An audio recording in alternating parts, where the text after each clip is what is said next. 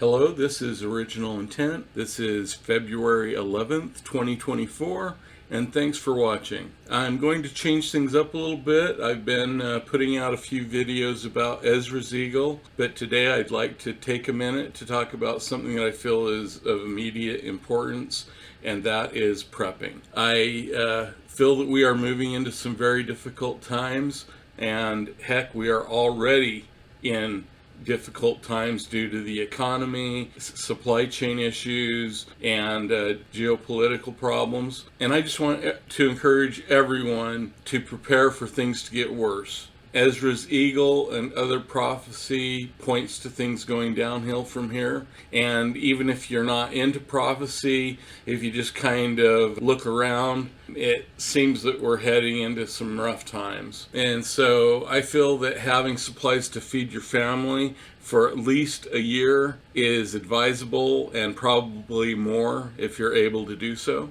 This may seem like a big challenge, and I get it. Unless you're part of the 1%, money is tight, and it can be very difficult or nearly impossible to set aside money for preps. So I'm going to make some suggestions of things that you can do even if you are on a tight budget, even if you're on EBT. With budget preps, even the budget items are going up in price. There's inflation, shrinkflation. For most of us, our income is not keeping up with prices increasing. If you have the money for high quality survival foods, such as what you can get from 4 Patriots, that's great. But again, I'm going to be talking about stretching your dollars so that you can build up a food reserve on the cheap. So first off, rice and beans are your friend. I just did a search this morning, and even though prices are up a lot, even what they were a year ago, you can still find a 50-pound bag of rice for under $30. This can feed you and your family for quite a while. If you put aside even one bag a month, this can add up really quickly. I feel it's so important to do so. I will also say that while you are looking for things, again, watch for shrinkflation. I'm seeing some really odd packaging sizes. It used to just be, 10-pound, 25-pound, or 50-pound bags of rice that you could get. I'm seeing 24-pound, 18-pound. Just watch to make sure that you're getting your best price per pound. Along with rice, even having like 1 can of chunky soup. You can cook up a big batch of rice. You can split that 1 can of soup among 4 large servings of rice. Feed a family of 4 a good filling hot meal, again at a pretty good price. When I was in Japan, I observed that the Japanese, what they like to do is they like to cook their meats in some way that's going to make them a very strong flavor, such as using teriyaki or other seasoning. And then they put a small portion of the meat in their mouth, and then they go ahead and finish filling their mouth up with rice. And that's a great way to extend your food so that the high quality protein that you do have, you are able to get much more filling and some calories. And also, if you're not already eating this way now, if you start eating this way, it can actually help free up some money so that you can build up your preps faster. Water supply is also critically important. Buying cases and cases of bottled water is fine if you have a lot of money, but again, that's going to add up quickly. Having some food grade 55-gallon barrels of water that you fill yourself and you can add a few drops of Clorox to is a good way to store a large quantity of water, not too expensive. An even better option is if you have access to a water supply, even if it's not really clean water, what you can do is purify your own water. And Berkey water purifiers are really, really good. I've owned one for quite a while, used it.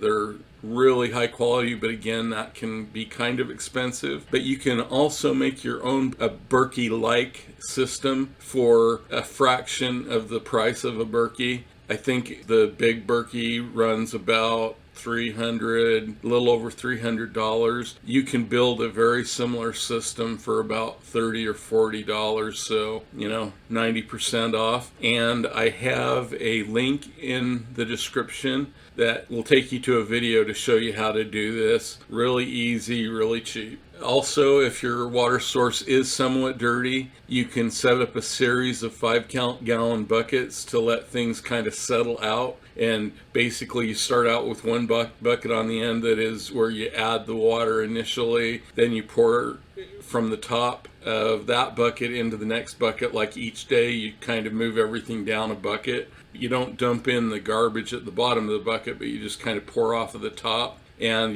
by the time you get down 4 or 5 buckets, you've already got some pretty clean water. So then if you use that water to then put in your filter, it will make your filters last a lot longer. Along with getting some storage, learning to grow your own food can really extend your supplies. Gardening and so forth may seem like a lot of effort. If you get in a situation where you're having to forage for food, think of a garden as basically a bunch of forageable food that what's edible, what isn't, easily identified, and a lot easier than going out and looking for stuff. After you've got food and water taken care of, I would say having some barter items for trade is useful. Also having some good skills that you can help others with, that you can again trade your skills for food or other things that you need. Very, very important. If the crap hits the fan, I'm not a financial advisor, but if you can have a small store of cash,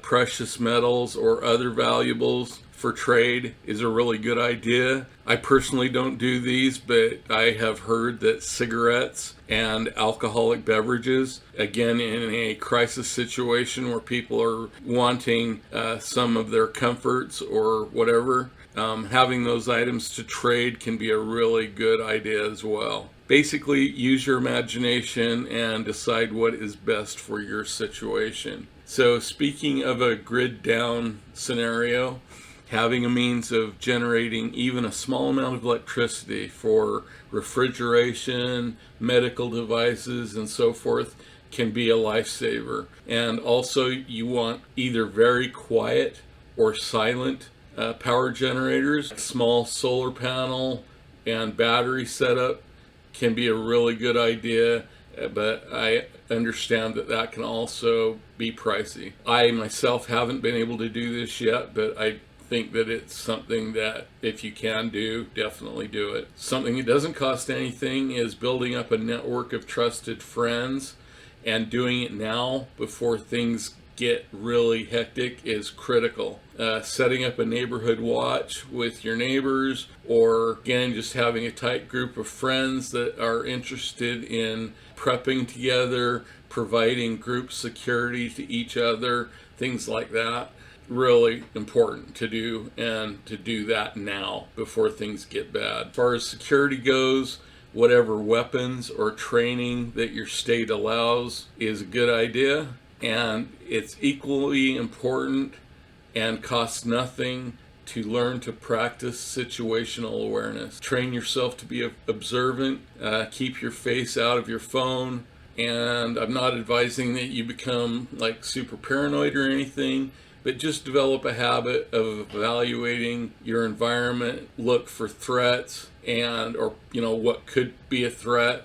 That could be animals, other people, or whatever. It's always better to avoid a problem than having to deal with a problem. Anyway, these are just a few quick thoughts. I may provide more information in the future if this is something that there is interest in. I'm not Mr. Super Prepper myself, but I always have tried to keep some extra food and so forth around, and also practice self-defense, situational awareness, and so forth.